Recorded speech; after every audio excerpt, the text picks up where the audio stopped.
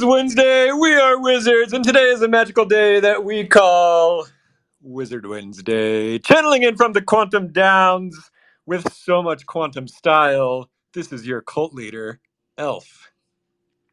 And Dotta, Bear Snake Oh, Bear Snake. I don't know where he is. Come on up here, Bear.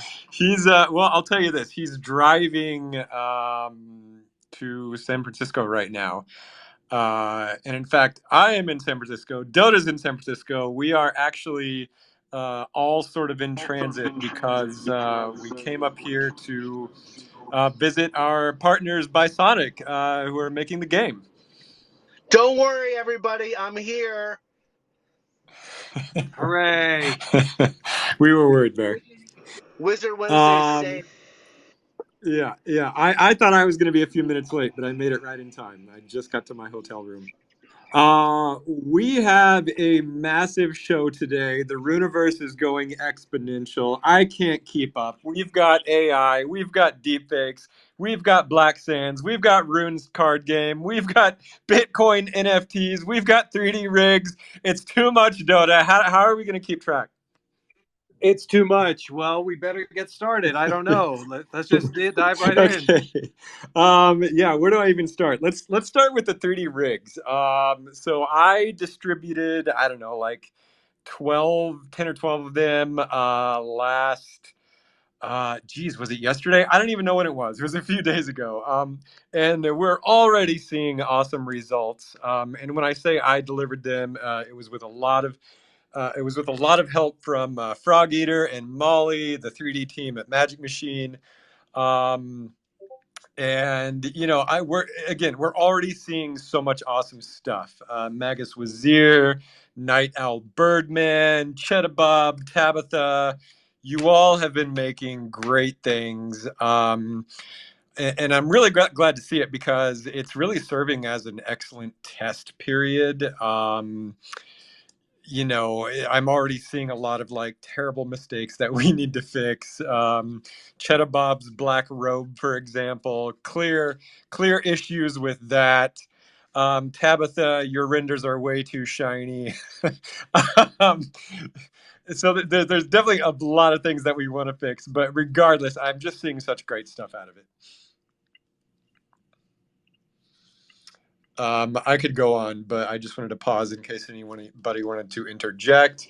I'm very excited for 3D models. I think that I've been somewhat jealous of all the cool stuff I see coming out of Clonax, and I'm very much looking forward to being able to participate. Right, there's an infinite amount of possibilities with 3D, both using Blender to do artworks, being able to use Unity and Unreal to drop them into mini games and full-on games, being able to use them in other metas. There's just really unlimited potential. Yeah, I wanted to say one of my favorite things about 3D, and it's not even the 3D character itself. But when you have a 3D character, you suddenly have access to an extremely powerful storytelling tool, and that is the 3D camera. If I gave you a 2D character, if you wanted to change the camera on that, you have to totally redraw the character. But with 3D, you can move the camera around and make an entirely new image. And when you start playing with a camera and moving it, angling it, cutting shots together, now suddenly you're playing in the realm of cinematography. And so Magus Wazir, or Waz as we call him, has been doing some really fun things with the camera. And it's like, sure, you've got like wizards dancing on the lawn of the secret tower, and that's fun. But by adding camera moves and cutting shots together, suddenly there's this whole new, entirely new feel to it. So now he's like a director making short 10-minute films. You don't even need to make super elaborate sets or backgrounds or environments, and you don't even need sophisticated character animation. You can do the bare minimum with all that. But if you have really awesome camera work, suddenly you're Steven Spielberg. So yeah, just keep that in mind. Night Owl Birdman made a really fun music video. He made a really great set, awesome lighting. Birdman, I didn't even know that you knew how to do 3D so well, but you're clearly an expert. But yeah, I don't know. I'm so glad that we're finally rolling 3D out.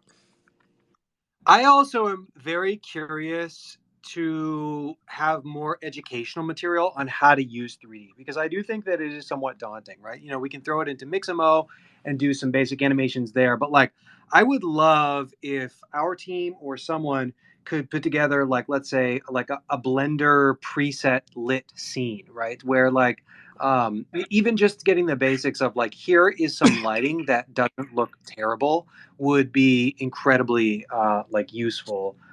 So yeah, I don't know if Frog Eater or you or someone in the audience wants to put that together, but being able to have a pre-lit scene would be so helpful. Yep, for sure. I mean, you know, it's definitely one thing we want to do is make like a sort of, I don't know, sandbox arena for people to play with these rigs in, so that it's more user friendly. But yeah, and we'll definitely get more documentation out as well. Cool. Also, I just want to say real quick, I think there's probably a lot of Goblin Town fans in the space today. I don't think we're going to do any Goblin Town questions today. If we have time at the end, maybe. But I just wanted to put that out there. Because we have so many other things to talk about. Okay, I also want to talk about just another awesome thing that Waz has been doing. And I just want to say real quick. Apple Computer, one of the most powerful, valuable computer companies in the history of the world. The reason that they are so is because they had a Woz on their team. And Seriously. and this is why Magic Machine. Magus Wozniak. Yeah, exactly. This is why Magic Machine is going to make it, because we also have a Woz on our team. And so, you know, first of all, if you're not following Magus Wazir's Twitter account, do it. Excellent content. But one amazing thing that he did recently is he got me onto the Joe Rogan podcast. No, it was not Bear Snake who did this. It was Magus Wazir. He opened a virtual door. Yeah. And no, in all seriousness, Magus Wazir has just been doing some amazing things with AI, some deep fakes, some voice synthesis. And I actually, I mean, I know for a fact that we did fool a lot of people into thinking that I was actually on Joe Rogan last week. So I don't know. Look forward to more fun things coming out of that Yeah, and territory. just to tag on to that, I think even with the 3D models as well, we had a call this morning with Locke and Waz, and I think it's amazing when you have someone who not only has the technical skill but has the creative bone to be able to pull this stuff off, and know that nothing has to be perfect. Not that what he's doing isn't perfect, but like this whole idea, this whole idea where you could be in a recording studio and mix a song for the rest of your life, right? You could film a movie and edit it and never release it. And I think there's a lot of power in knowing when to put something out. And so Waz has that, and yeah, I think there's going to be a lot with the 3D models. There's going to be a lot of opportunity to create more content, even for other social platforms that I think wasn't possible for us. And I think we're going to have a part of the discussion is like empowering everybody who has these models, which will be everybody soon, is to sort of follow our lead or go in your own direction. But the creation of content, I think, is going to be the most powerful thing coming out of 3D, and all the AI tools that Woz is using. Yep. Speaking of making cool shit, there's been two just huge projects coming from the community this week and last week. We've got a whole new pony mint happening on BlackSands.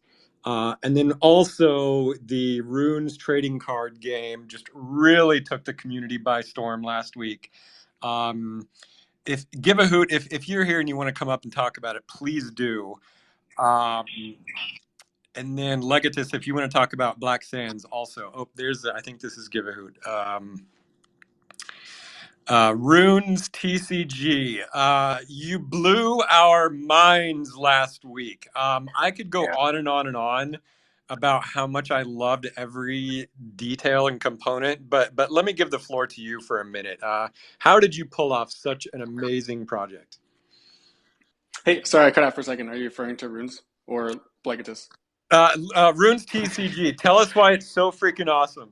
Well, I mean, we're inspired by the cult. That's first and foremost. I mean, the creativity of the cult's always an inspiration, and so it kind of makes you want to like do better and build a product that is that you're proud of. And so yeah, I don't know. We're super proud of it. We've been working on it for over a year now.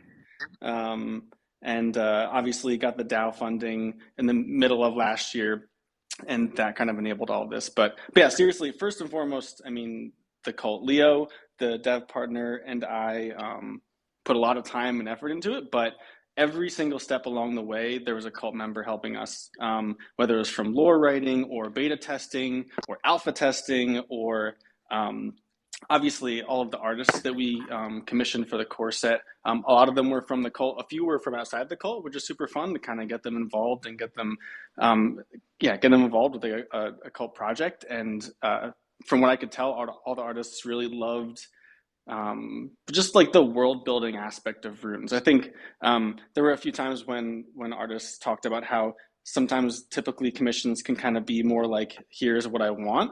And do that. But Runes kind of took this approach where we thought up a name, like a visual description and a lore blurb, and then I kind of just let the artists run and use their and by design really wanted them to kind of illustrate in their unique styles. And I think that has really shown through with the core set. And yeah, I don't know. So I don't know. Rambling. The cult's amazing. And yeah, and also thank you so much everyone for kind of supporting the project and kind of like giving us your feedback and getting involved, and every single little interaction gives Leo and I like that much more of a reason to keep building it. We want to we're just blown away by how it was received and all of the good things people have been saying. We just want to make it better. And yeah. So what I loved is how you talk about this is just as much a world building project as anything. You look at the images on the cards, and then they all have descriptions, and I feel like you doubled the size of the Wikipedia just by releasing, what was it, like 64 cards? 64 cards, yeah.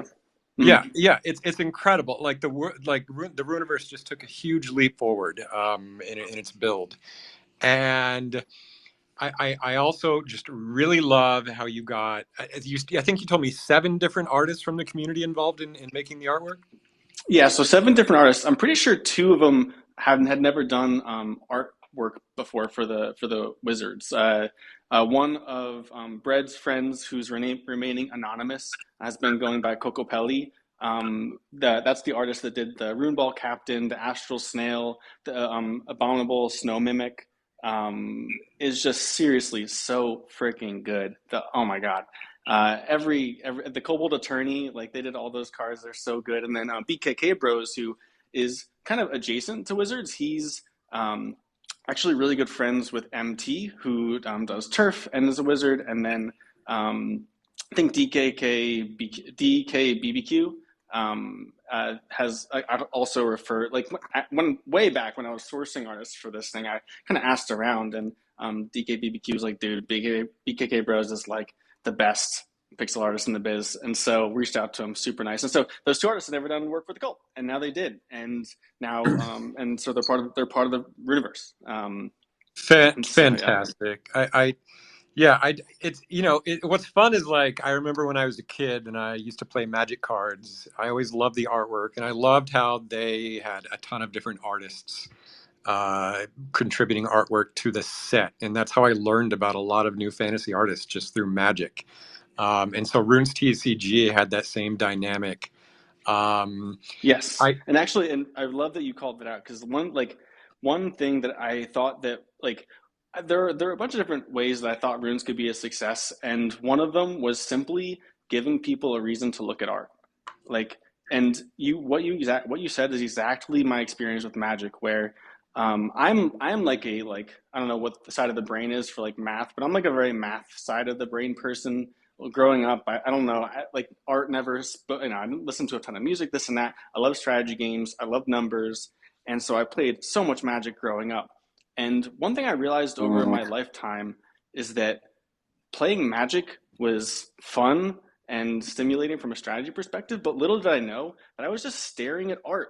That's all. Yeah. Like I was just staring at art, and that's like a huge piece of utility that these kind of games can bring. Is they put art in front of you, and even if you don't realize it, you're just staring at art. Whether it's the music. Oh, and I forgot to mention. Yes, we had 7 illustrators do the core set, but also not to forget Tad Major, who did the animation for the pack opening, and Dr. Slurp, who did the music for the pack opening. Also 2 artists of the cult.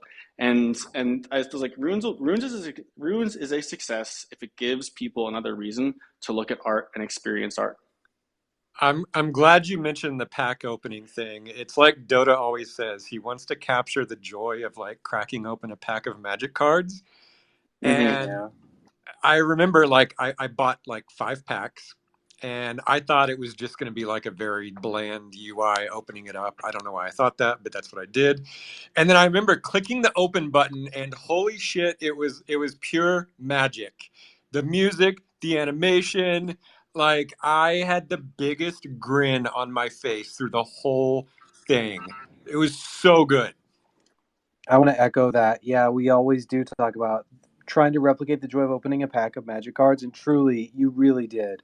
Um, I I love buying cards on eBay. My kids like make fun of me like whenever I crack open eBay. I like buy a bunch of like I just like the cards from when I was a kid, so I always am buying like 3rd edition and like from that early era Magic cards. And I have a box in my closet that like of these like repacks from that era that like whenever it's like a rainy day or whatever, I savor them and I save one and I go and I open it up and so I say that saying that like I recently have the feeling of opening up a new pack of Magic cards and opening my like Runes TCGs. What like was the same thing, just as much joy. I was so thrilled, so happy. I've still got a handful of packs like saving for another rainy day. So I loved it so much.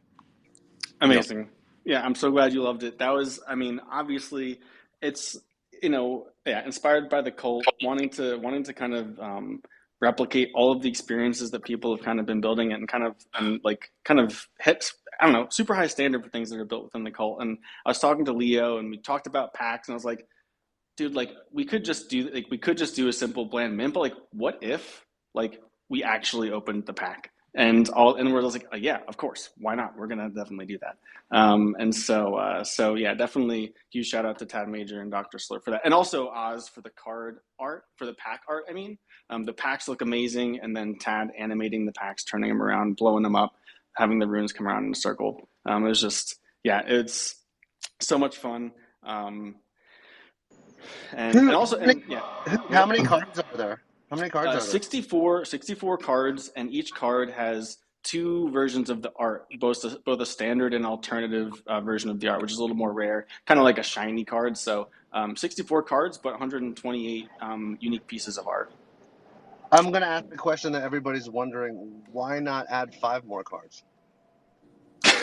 Huh? Why not? Huh? I was making. Oh God! yeah, I have to explain a joke. I'm gonna go away now. Oh my gosh! Why not? Bear, keep your eyes on the road. Maybe they won't invite me up as co-host. Oh my god! Yeah, I love how because I love it. It definitely did feel like opening up card packs because I love how when the runes come out, you like individually have to click them to like reveal the card that's under it. It's like that same feel. I was like, how would you replicate like digital feel like when you open a pack and you have to move the first card up to see like the card that's below it, so you kind of like fan out the cards to see what's in the pack, and that's like the best way of representing it. Is like you click they're hidden, and then you click the runes and they pop out. It was really great. I totally agree, Mado. I was gonna say that, but yeah, like that little detail, it just actually has so much value and meaning. You guys just thought through every little step, and I loved it.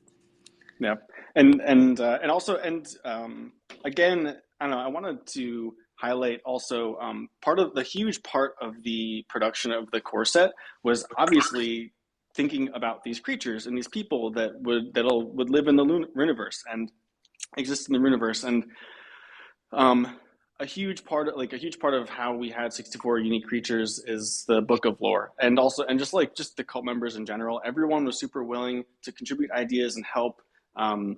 Got multiple pings from like Cosmic, who was super inspired to kind of help. And I was like, hey, I have this lore for a creature, but I want to know if what's your take on the day serpent, for example. I wanted to kind of get her unique biological scientific take on it, and then we'd like riff for a bit and talk about the lore and stuff. And 64 cards is a lot of cards, actually, and there were a lot of times when I was kind of like, I don't know what else to put in here. Like, I don't want to create a creature for just the sake of creating something. I want it to mean something. And so many times I would find myself just sitting there kind of hitting writer's block, and I'm like, wait, why don't I just go look at the book of lore? Like, why am I not just looking at the book of lore for all these ideas? And every time I did, it took me like 5-10 minutes to find something amazing. And from Malevolence, Arc Grave Lord to KBG's Kaboomer Gang, Die Hard, like all of those characters are from just the book of lore. And obviously when I would reach out to them, they're more than happy to kind of like lend their character to the core set. And I think it just came out really, really, really well. And just highlights the power of like the platform, like the collaborative storytelling and the collaborative legendarium, and that stuff just, it doesn't just happen. Like, it's not something just to kind of take for granted. Like, it's super powerful, and it was just an amazing experience. And I know that I know, Elf, you'd mentioned that being kind of like a process that you said other collaborators with runes, with Forgotten Runes, had kind of gone through, and I felt that exact thing. I was like, wow, this is amazing. Just this entire repository of like super duper rich storytelling and illustrations, and it was incredible. So much fun. Yeah, I mean, that's one of my favorite things about what you did is you use the book of lore as source material. That is literally the collaborative legendarium in action. It's working. It's the proof of concept is right there, and we're seeing it again. And I freaking love it. GiveaHoot, we love it so much. I'm gonna segue into the next thing because I want to make sure we have enough time to get to everything.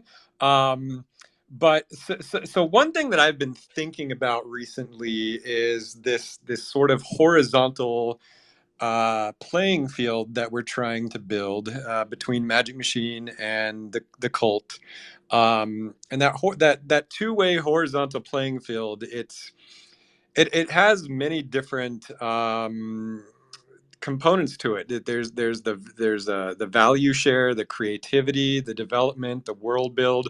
All of this is on a horizontal playing field, and so like what I'm getting at is like I'm wondering like this first edition of Runes cards, I think could be just as valuable as any token that that Magic Machine creates, and yet it's a cult created token.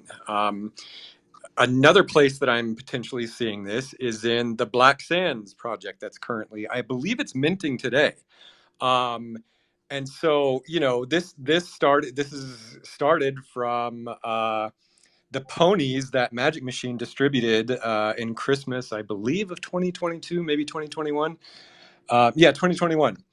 And, the cult for a long time has been asking for like soul ponies or a second edition of ponies or pony breeding. And Magic Machine just simply doesn't have the bandwidth to do it anytime soon. And so the cult said, okay, we'll do it. And so Legatus created this amazing community of TheBlackSand's racers.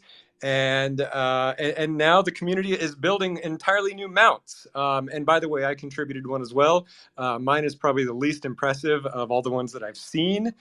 But Legatus or anyone else who's contributing to TheBlackSand, if you want to come up and talk about it, please do. But yeah, it's just like, again, it's like I wonder if like these TheBlackSand mounts are just so beautiful. I think Acid Eater is drawing a bunch of them. And I'm just like, will these be as valuable as like the first set of ponies that Magic Machine released? I don't see why not. This is what the collaborative legendarium is all about. Like, not only are we world building on a narrative and lore level, but the creation is happening in sort of every component of a franchise. And, you know, if we're doing our job right, then we are empowering everybody to do just that. But yeah, I don't see any BlackSands people trying to come up. Dotta, have you seen the new mounts that have been released, or Mado, or anyone? They look really, really cool. And I don't know the mechanics, but yeah, I would love if someone from BlackSands wanted to come up and talk about them. There's the BlackSand. They're coming up.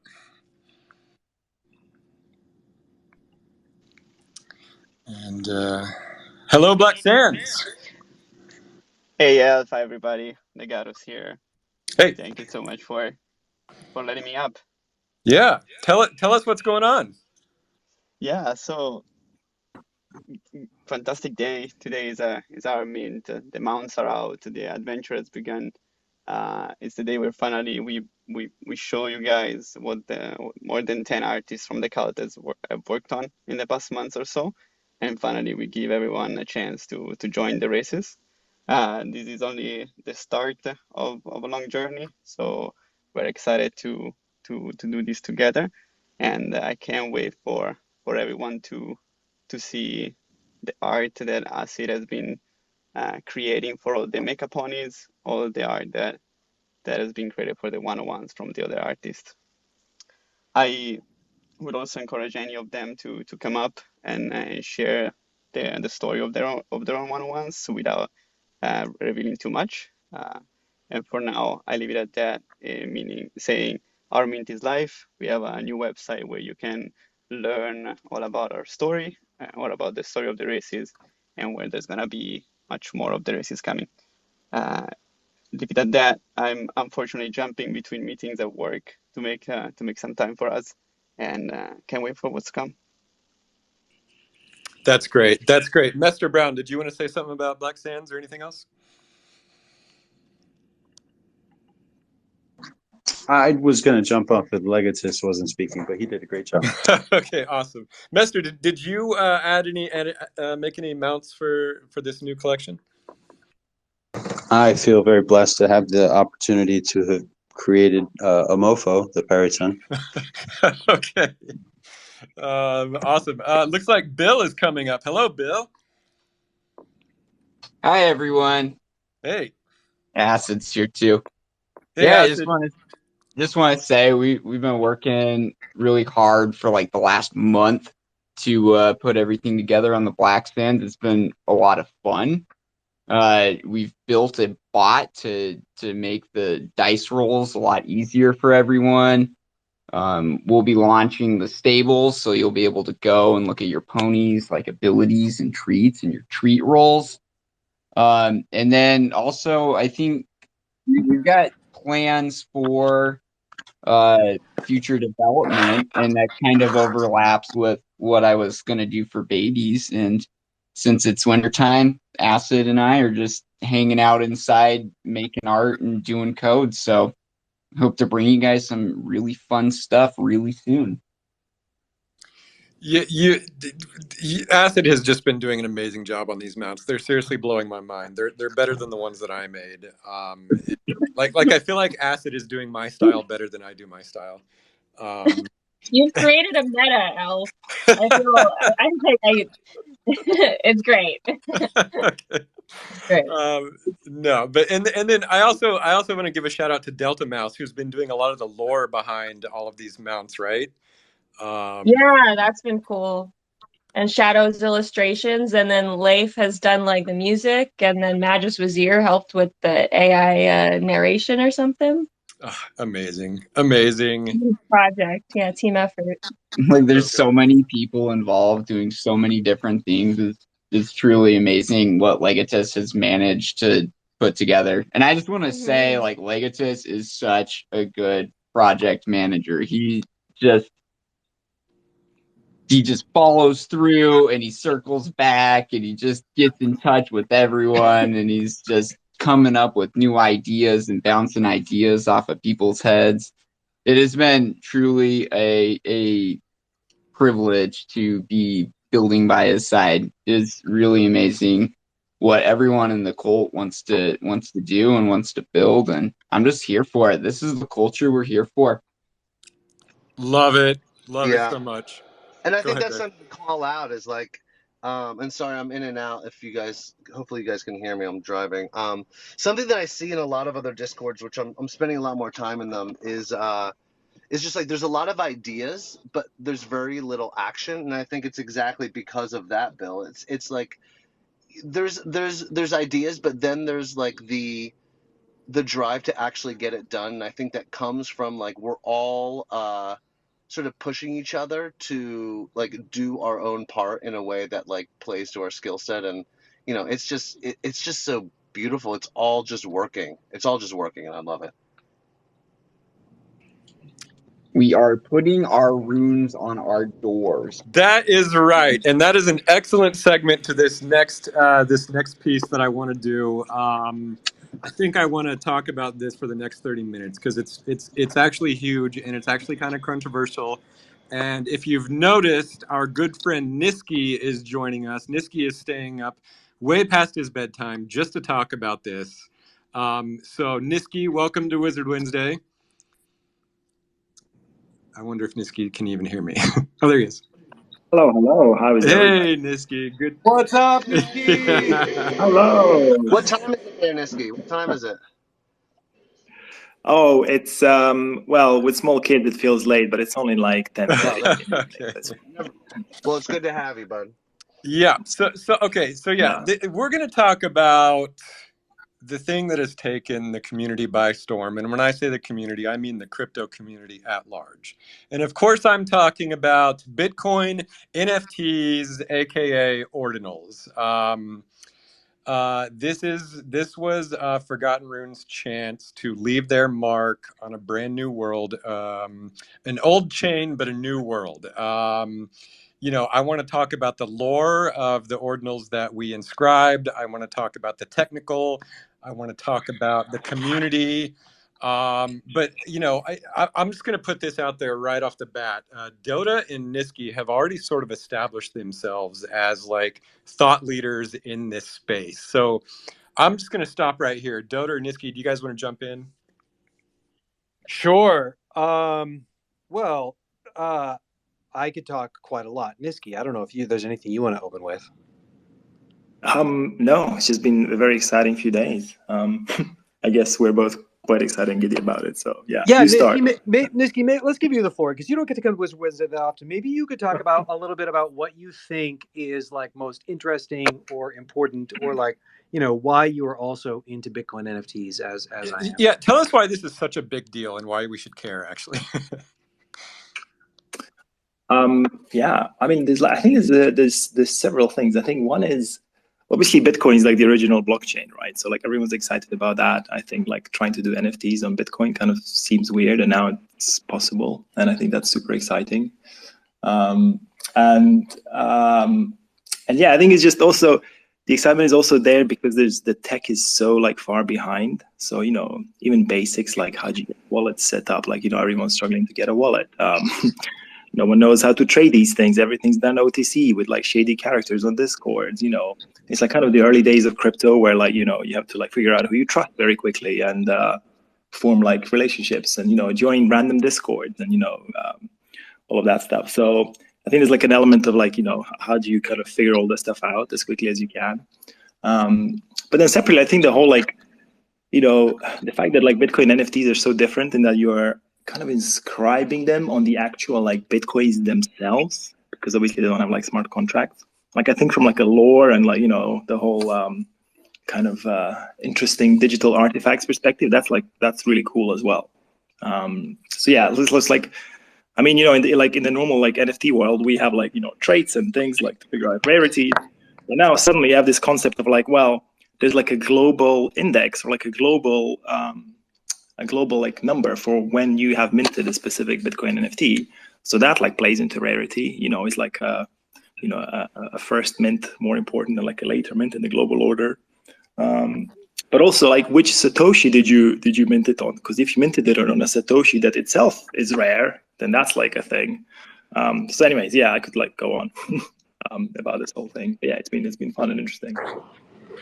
Yeah, I think that like You know, one of the things that I've got a lot on Twitter is people are like, "Oh, the .eths are coming in and like trying to put, you know, NFTs on our Bitcoin and like, isn't that so quaint or whatever?" And I'm just like, "No, no, no.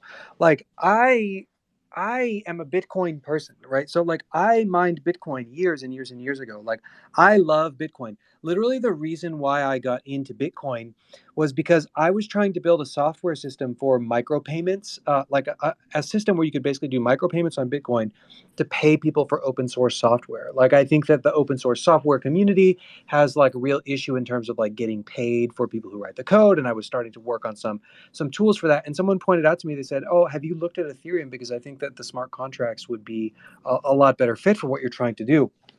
And then they were like completely right. Like my whole world opened up and I like went to Ethereum and sort of, I wouldn't say I never looked back, but just like that's where the focus of my development efforts have been. But like I don't know. I think like deep down, I'm a Bitcoiner at heart. I think that when you see projects like Punks, where you want it to stay the same and be this like immutable art piece, that's a very Bitcoiny type thing. When you see things like Ether Rocks, which you have these sort of clip art rocks going for $2 million because they're this like store of value, and there's no like roadmap, they're just this pure art. That feels very Bitcoiny to me. And even I think like the original Forgotten Runes wizards, one of the things that we did is we uploaded them to the Ethereum chain because we wanted them to be these like immutable, permanent digital artifacts that like didn't change. Now, I think as a project, we've talked a lot about, you know, shapeshifter and like other dynamic things. Like there's other things you want to put on top of it, but I feel that kind of the origins of the Forgotten Runes wizards is this very much like you know, cypherpunk view of like this immutable, decentralized, like stable store of value. And so, well, all these things feel very Bitcoiny to me more than maybe even Ethereum. And so, the fact that you kind of can inscribe these NFTs onto Bitcoin feels like a breath of fresh air, right? Like as Elf said, um, it kind of gives you a reason to use your Bitcoin. And so, well, that's one of the reasons I'm very excited about it. Yeah, we everybody here obviously loves Ethereum, and you know we will always build on Ethereum, and our love for Ethereum will never go away. But you know, I just want to echo that Bitcoin is what got me started in this whole thing. We never talk about Bitcoin, but I just want to give Bitcoin some love. It's the OG. It's got the biggest, most powerful network worldwide. It's unstoppable. And it's you got to take some time once in a while to just appreciate what Bitcoin is, and give it the respect that it deserves. And so the Bitcoin's importance to everything we all do here, and when I say we all, I mean like Magic Machine and everyone in the audience right now and the crypto community at large. I mean, you just got to respect it. And so considering that respect, we thought this was a very important opportunity for Forgotten Runes to put its mark on the put its rune on the door of Bitcoin. And so Dotta, was it like a week ago now or 2 weeks? It was not 2 weeks. Yeah, it was just like a week, I think. Yeah. Like in the dead of night, Dotta and I, well, all three of us just started talking about like, you know what, Bitcoin NFTs is actually kind of a big deal. And Dotta was like, okay, like not even 1,000 have been inscribed yet. We need to get in under this 1,000 mark. And so we batted around a few ideas. We didn't just want to like just throw some wizards on there. We really put a lot of thought about what we wanted to inscribe on the Bitcoin chain. And for me, at least, I've always been really fascinated about the mythology around Satoshi Nakamoto. This person is one of the most fascinating figures in history. They created probably the most revolutionary technology the world has ever seen, or among the most revolutionary. And unlike every revolutionary technology before it, we don't know who made it. Satoshi Nakamoto is the ultimate black hat shadow anon. And so, You know, that narrative right there, to me, intersects with Forgotten Runes insofar as we never talk about who the Black Hat Wizards are. You know, we talk about every color, but the Black Hats have always been kind of secret. Another secret in the Runiverse is the Quantum Shadow itself. So I just kind of wanted the Forgotten Runes mark on the Bitcoin blockchain to sort of echo that. And so we inscribed 10 characters. I don't even know if they're wizards. And we're just calling them shadow hats. I don't even know if they're quote unquote black hats. And yeah, I mean, the shadows, I believe they hit right at inscription number 969, which I also think is sort of a numerologically prophetic number. 69 looks like an infinity symbol. It also looks like an Ouroboros, which speaks to time and history itself. So, you know, all this is to say is Forgotten Runes has made history. We are forever inscribed on the Bitcoin blockchain, and I'm just very excited about it. Yeah, when you mentioned this idea around like respect to Bitcoin, so okay, a few things. One, I've even been getting some tweets where people are like, "Why are you spending so much time on Bitcoin NFTs? Like, why can't you focus on wizards and make me rich or something?" Like, I literally have to be like that in my DMs. And a few things. One, nothing has really changed with kind of Forgotten Runes roadmap, right? Like the tooling on Bitcoin NFTs is almost non-existent. The market will take a long time to catch up. I'm not saying that, for example, like, oh, all of a sudden the new meta is Bitcoin NFTs and like that's where all of the traffic is going and everything's moving to that. No, no, no. It's really just like me trying to sound the alarm to be like, hey, look, it's 2017 and the punks are minting. Like, don't miss this. And like, yes, it's like very difficult to kind of use the tooling, but like clearly some of the NFTs that are minting over there right now are going to be historically valuable, and that's what I'm trying to like say, right?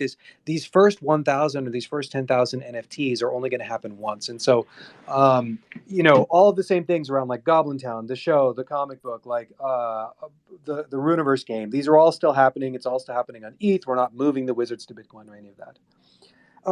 But on this idea of like respecting Bitcoin, I think one of the things that's really interesting and good to keep in mind is that the Bitcoin maximalists, even though they're a bit like zealots in their beliefs, they actually provide a lot of stability and structure in which the rest of us can kind of operate onto.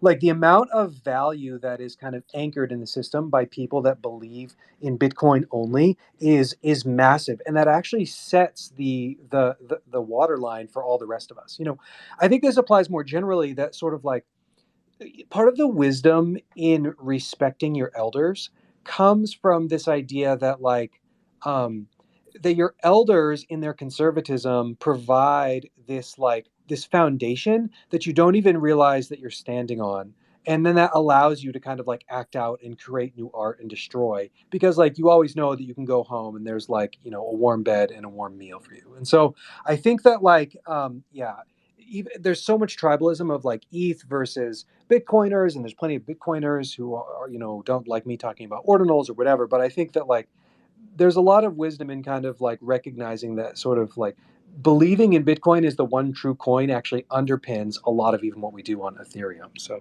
Mado, you have your hand raised. Feel free to come up.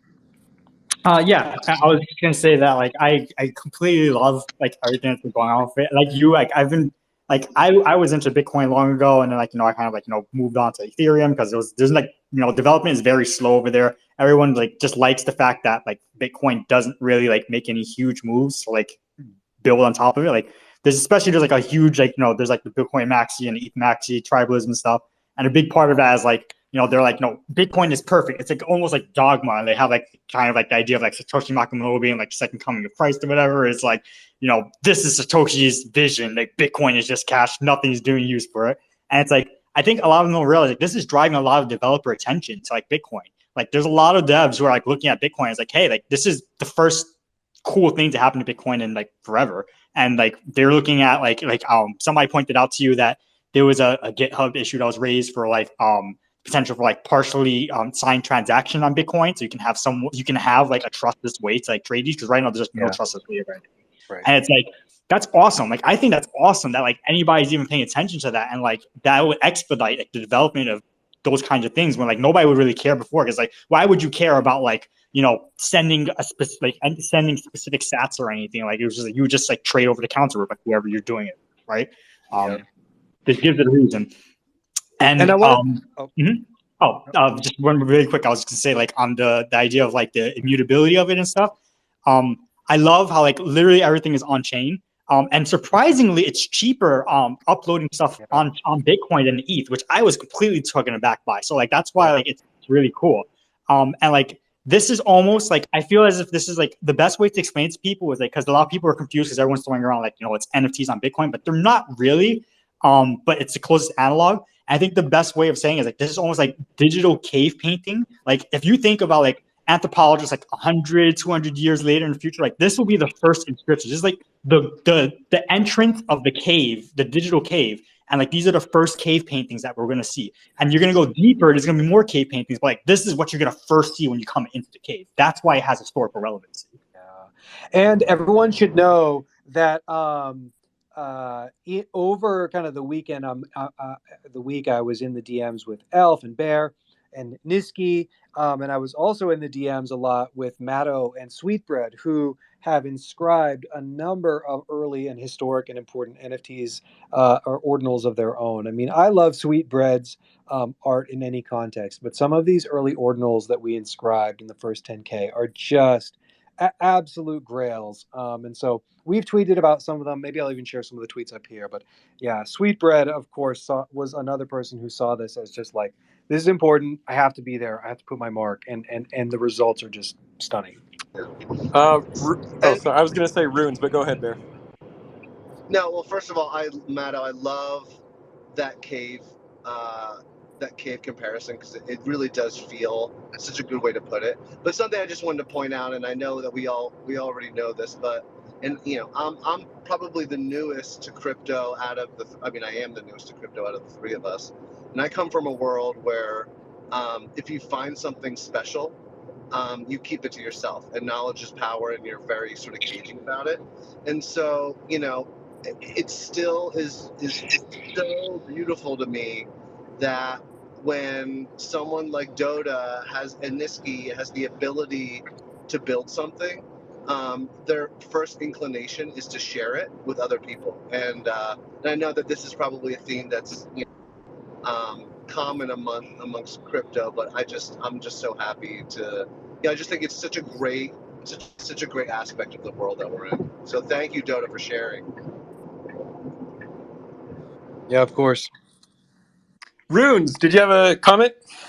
Yeah, real quick. I just wanted to say I couldn't be more thrilled that Dotta and Niski, you two have been so involved with the Bitcoin NFT kind of emergence, because honestly, I couldn't think of better emissaries for the Ethereum community to kind of to possibly maybe bridge the gap between two massive crypto communities that are semi-divided on some topics. I think there's a lot of like, one of the biggest opportunities of the Bitcoin NFT kind of narrative is just to have conversations about like what we're all doing here, why we're doing it. And if these conversations can kind of bring these two massive communities closer together that are close in some things, but obviously very far away in other things, I think that's a massive win. And I think that, I don't know, and I think that wizards are some of the perfect people to have those conversations with people who also want to have conversations. So, I just wanted to throw that out there. Thank you two for doing what you're doing and kind of like bridging the gap and sharing knowledge and having like reasonable conversations with reasonable people with reasonable perspectives. I don't know, it's just insanely valuable. Thanks. Yeah, I love doing it. Yeah, just a quick plug. Dotta and I did an interview with Decrypt podcast the other day. It's out. And then that same guy who did that podcast wrote an article, and he included some information from Niski in that article. But yeah, it's, let me just give an aside here, a quick growth hack for anyone who wants to be a leader. Find the new thing and then just learn it before anyone else. And you can quickly just become the authority on that topic. And that's what Dotta and Niski have sort of done. I mean, like granted, like it takes a lot of knowledge beforehand in this particular context to even become like that authority. And, you know, I'm not trying to take it away from them, but it's just like, it's, you know, it's amazing. This whole thing is like only 2 weeks old, it seems like. And people are already DMing Dotta and Niski and asking for their opinions. And yeah, it's just been really fun. And you're right, Runes. These two are excellent emissaries for this particular technology. Yeah, I was just going to add, I feel like that was one of the pleasant surprises that, you know, I sort of was slightly hesitant because, you know, I mean, I also know Bitcoin from way back and know that there's like strong opinions on that side. So I was a bit hesitant, you know, when meeting all these kind of Bitcoin dev people. But actually, they're all super nice. And, you know, they all just want to build this thing together. And a lot of them, you know, they just want to buy some and trade some NFTs. And it's kind of this common mission that's united us. So, you know, they're like, well, how'd you guys do it over there in Eatland? Like, how'd you deal with this problem? How'd you solve this thing? And it's just been kind of really good. And you sort of make new friends along the way. And suddenly there's this whole like new community of like, you know, BTC NFT people who, you know, heard about wizards. And they're all asking like, hey, tell me more about these wizards. What's the lore on wizards? You guys all seem knowledgeable and helpful, and you're actually nice and all that stuff. So I think like, it's kind of like we're planting some early seeds, which I think will pay dividends for us as a community as a whole in the future. And I just want to point out, because nobody else is seeing this, like what a total Chad Niski has been in the DMs Yes. within these ordinal groups, is that like the because one of, you know, you think that like the dev community is so huge that there are like just thousands and thousands of devs who are like, oh, must be swarming on this or whatever. But the fact of the matter is even in like dev world, there's of course like a gradient of like areas of expertise, and Niski is in there like giving tech support, making suggestions, like providing technical insights. He's like totally at the forefront of some of these groups and being incredible. I mean, the technical details don't really lend themselves well to voice, but like Niski has been really just a leader even in these little dev chats. I mean, I would go on record and say Niski and Dotta are two of the smartest people I've ever met in my life. So it's cool to hear about all this. Hi, by the way, I just got to my hotel. So what's up, Jitsi? Hey. Also, look, can I just point out, look at the pinned tweet up here of this ordinal inscription of Magus Devon of the Quantum Downs, and just like my heart melts at like the life and the energy that is in that image, right? This is another one for the history books of why Magus Devon is so iconic. And this inscription, I think at the time that we did it, so this is inscription 2962, that felt like, oh, we're so late. We didn't make it in the first 10K. And then now when I look at it, I'm like, this is incredibly early. Like I'm seeing people trade, you know, inscriptions under 10,000 for, a lot of them are going for like half a Bitcoin, a full Bitcoin, right? And so like this actually feels super early to me now, because I think we're close to like 20,000 inscriptions, and it's just going to go crazy from here. So I want to talk about another component to this, and that's the haters.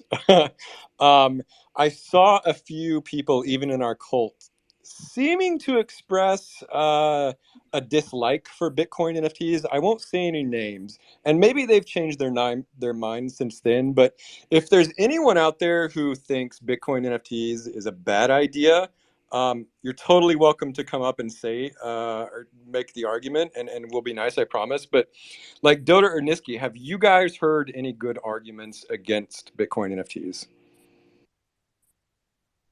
Well, like one of the questions is just like, does it slow down the network and bloat the network? Okay, so let me give an example. So one of the key ideas around Bitcoin is this idea of decentralization. And part of the importance of decentralization means that there's not just like one or two nodes that are validating the transactions, right? You see this trade-off in some of the other L2s on like Ethereum L2s, where they might only have like literally 7 miners. And that's a problem, because you can have kind of this like gang of miners who can like collude to censor transactions or whatever. And so one of the kind of like important points about Bitcoin is that The miners, that there are implementations in different programming languages, and that there are miners all over the world, and that there are miners that the technical requirements for running a miner is not too onerous, or that like at least running a node that validates the data is not too onerous. That you can run a full node on because you can run a Bitcoin full node, not a miner, but like on a Raspberry Pi, where you can at least like download and validate the data. And so one of the objections to ordinals and Bitcoin NFTs is this idea that you are bloating the blockchain by storing a bunch of data on chain that is not, quote unquote, a financial transaction. And that's a problem because there's this concept of like the marginalized user, right? Like you don't have the ability, whether either by region or by money, to afford like this really high-end hardware or a bigger drive. And so if people are polluting the blockchain, quote unquote, with these images, then you're making it more difficult for decentralization because marginalized users aren't able to download and validate the entire chain. So that's a fair objection to like not storing this data. There are ways to address it through, for example, pruning the blockchain. Not to get too like crazy in the weeds, ordinals are stored within like taproot scripts, which is part of the it's part of like witness data, which means it can be pruned. But that said, it's still a valid objection, which is like everyone in the world shouldn't have to store your JPEGs. Fine. You're breaking up too much. Bear, we can't hear you at all. Runes, did you have your hand up? Yeah. And one objection I've also kind of ran into, which I think is totally legitimate, is these .eths coming in and changing the Bitcoin blockchain, right? Like because Bitcoin stays the way it does because there are so many people who like it the way it is, and there's a legitimate concern that some people might come and change Bitcoin in a way that increases the number of attack vectors, or reduces security, reduces privacy, something like that. And I mean, honestly, I think that's totally legitimate, right? But I don't think that that's something that's necessarily avoidable if you want Bitcoin to grow and ultimately. And so again, it's actually one of the reasons why I am appreciative of like Niski and Dotta being in the conversation is like I think Bitcoin NFTs are amazing, but we also don't want to go and change Bitcoin into something that it isn't or doesn't do as well, and actually cease it from being able to serve one of its its purpose and what it does really well. So that's kind of a legitimate concern I've heard, but and yeah, I mean I think the Bitcoin and that's why having cordial, really educational conversations between Bitcoin and Ethereum will help everyone understand each other and help us kind of achieve the best of everything. And so, yeah. Yep, agree. I was just going to add go ahead. Just one last thing. I think one concern that people will have, which is a replay of some of the conversations we had before, which is the whole like environmental impact, right? So now that we're back, now that we're on like proof of stake on ETH, we can be on a high horse and be like, hey, look, we are much better for the environment, and all that stuff. So there's a whole debate probably that might get opened up around that again. Yeah, good point. I was thinking it's like we just finished getting rid of like everybody saying we hate NFTs because they kill the environment, and it's like okay, cool, now they don't anymore, and it's like guess what? Yeah, no, it is a good point. And I just want to reiterate, it's like Dotta said, Magic Machine has no plans to do like an entire 10K collection on Bitcoin. In fact, I don't think we have any plans to make major collections or inscriptions on Bitcoin, but we certainly wanted to at least make a mark. I've minted a few myself. Yes. And yeah, I just think it's just important to leave your mark on that history. But man, time went by fast. I can talk a little bit if you're interested in getting into Bitcoin NFTs. I think that one, know that the tooling is very rough. Two, because you have to trade OTC, you have to be extremely careful. not to FOMO in with someone that you don't know. Oftentimes, the project creator is like kind of managing the like brokering the transaction, and that seems to have worked pretty well. It's small enough now. I think that like so one of the things that I'm seeing is inscriptions under 1,000 and inscriptions under 10,000 certainly have a premium. Obviously, like as it goes on, the inscription number will matter less and less. But I do think that kind of like 1,000, 10,000 are very like memeable numbers for what will be considered sort of historic. I think there's a few projects that I know that are good. Well, no, I say no that they're good. That I suspect are good. I linked to some of them this morning in like a tweet storm that were like some of the under 1K. Those are already starting to get quite expensive, but again, I think that they're actually still probably relatively cheap relative to what they will be. And then there's a handful of other projects in kind of the like sub 10K space that I think are interesting. I'll name them here. Of course, I don't vouch for them. I'm just trying to give you like a direction. But I think that like there was one called like Inscribe Pepe's that seemed decent. There's like Bitcoin Booze. I actually just like OTC'd one of those this morning. That looks really good. They're like these adorable little like I think they're like ghosts or something. And there's a few other projects I'm happy to share. I only share that not because I'm trying to like pump my bags, though I own both of them, just so much as like I bought them because I think that they'll go. So like the Bitcoin Booze, for example, are going right now for like 3.5 ETH, which is like not cheap, but like especially if you can get an inscription under 10,000, it just seems crazy to me that those wouldn't go for more within a couple of. Did you say 3.5 ETH? Yeah, they'll take payment in ETH. Oh, okay, weird. Okay.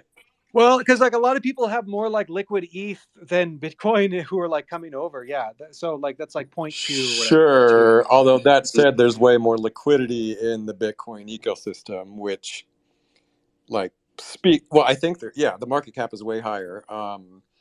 It's like twice that of ETH. Yeah, which like speaks to this like other really valuable component of it, which is like now there's something for all these Bitcoin holders to spend their Bitcoin on. I think you said that earlier in the space, but you know that's just really important to reiterate that point, I think. Yeah, like if only like 20% of like the Bitcoiners get into doing this, then that's probably already more than the participants of ETH, of people in ETH are into NFTs. So it's like right. Yep. Dotta, do you want to give a quick Goblin Town update before we go? Just sort of talk about. Oh yeah, a couple questions. So people have questions about staking. I think I wouldn't anticipate staking. Like we probably won't ship a full staking mechanism until after we ship Goblin Town. You know, the dev team for Magic Machine is still relatively small. Maybe we should grow it. But yeah, we're doing things in order. We're going to ship Goblin Town first before you should be expecting staking. And then for Goblin Town, we are continuing to work on it. We've got some really fun UIs to share within the week. And then we've mostly finished the smart contracts. We've mostly finished the back end. There's still a bit more there. So yeah, we're working on this as fast as possible. Really, I wish we had it out yesterday. There's no speed limit there. We're like literally we're going to ship it as soon as we can finish the code, and so that's what we're doing. But it's still a few weeks out. As much as I wanted to get it out, I wanted to actually have it out by Christmas, and we've like blown past that. So sorry, whatever. But it's going to be super fun, right? It's this like, on chain Settlers of Catan with like thousands of people on a massive board that's all like real time. Battles between your little squealing goblins, trying to stave off beasts and foreign attackers. It's going to be so fun. I can't wait to play it, but you're still going to have to wait. Yeah, and just to the Goblin Town community, thank you for screeing all over Twitter. We hear you loud and clear. And we're trying to get everybody on the scree list. We're super excited to deliver the game. Niski, you've also been working hard on Goblin Town. Do you have anything to add? No, other than I really wish that we could do it as quick as possible. I kind of hope. Yeah, it's just it's annoying how long it's we're all really like we're all really keen to get it out, and it's just we get frustrated all the time how long it's taking us. I just think that it's like very hard to build like a real game on crypto. Like I think that Wolf Game would be the only other game that I've seen that's as like on chain and as sophisticated as what we're doing. And so one of the good things that I like about it is I do suspect that it'll have some staying power. We're trying to design the mechanics such that like it won't blow up in the first 2 weeks, that you'll be able to play it for a year or years and it will keep running. And so, balancing it and then writing all the contracts. Gosh, Niski, I don't know how many contracts we have. I think it has like 20 contracts or something. And so whatever, it's going to be fun. You'll like it. You'll like it. Yeah. Before we wrap up, one of the things that you mentioned before is you were saying that like, with the runes TCG, that it grew the wiki, like doubled the size of the Wikipedia. Are the individual runes cards and kind of their like, are they on Wikipedia and like linked together with like the lore of what they talk about yet? Because if not, I'd love to put out a call for that to happen. Yes, totally. Not yet, but it's on the very top of my list to add it to both the Wikipedia and then also the Runes card game has like a wizard character that has a book of lore entry, and this wizard character is collecting all the Runes cards in the Runiverse, and so they're going to be in both the Wikipedia and the book of lore, 100%. So it's a great call. Incredible. So as it stands, the Wikipedia is still allow listed manually. Just reach out to Magus Wazir if you want to take part. But that's not because we don't want people to contribute. It's just to fight spam. If anyone wants access to Wikipedia, please reach out. I think there's so much that we can add there that isn't there yet. So yeah. Thanks so much, GiveaHoot, for all your work there. Yep. The Runiverse is just going exponential, and it's so hard to keep up, and that's the way it should be. I just want to say one final thing about Bitcoin NFTs.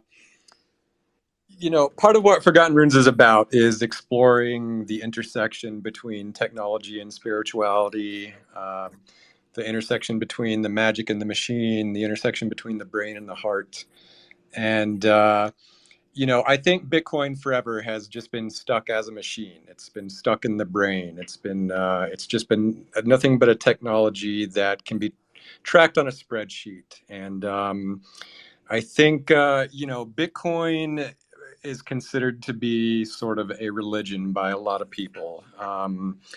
Or at the very least, a cult. And this cult has had its messiah for a long time, Satoshi Nakamoto. It's had its apostles and its evangelists in the Bitcoin maxis.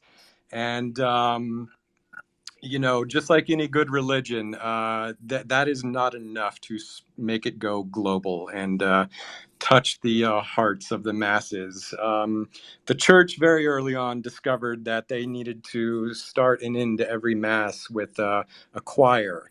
They discovered that their architecture needed to be beautiful. They discovered that stained glass windows did a lot to influence the emotions of the parishioners. They hired Michelangelo to paint the ceiling of the Sistine Chapel. And, while a lot of NFTs inscribed on Bitcoin chain may not be quite as inspiring as the Sistine Chapel, we are bringing aesthetics to it. We're bringing the culture and we're bringing the fun. And I think that it is critical for Satoshi's word to spread wide and far with these inscriptions, with the art and culture. So I think it's a very important thing. I'm glad that Forgotten Runes at least made its mark on that door. And with that, thank you for coming to Wizard Wednesday. Anything else, Dotta Bear, Niski, anyone else? We're good. Fun show. Yeah. I'm glad we could have one screen in there. Okay, well, this has been Elf, Dotta Bear, Niski, Bill, Mado, Jitsi, Runes TCG, Mester Brown, and a whole ton of goblins from Goblin Town putting their runes on the door.